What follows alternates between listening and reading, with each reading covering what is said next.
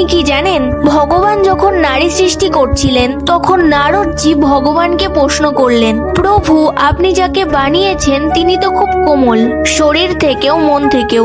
এই নারীরা কি সত্যিই সমাজের এত এত কঠিন পরিস্থিতির মুখোমুখি হতে পারবে?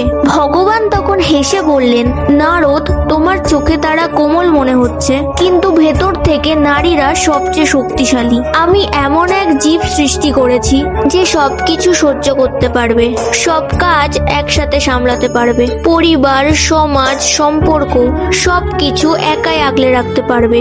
নারী শক্তিতেই তো পুরো জগৎ চলবে। ভগবান আরো বললেন, যাদের তুমি শারীরিক দুর্বল বলে ভাবো, সেই পুরুষ জন্ম কিন্তু নারীর কোলেই হবে। নারীরা ছাড়া সৃষ্টি পুরো অসম্পূর্ণ।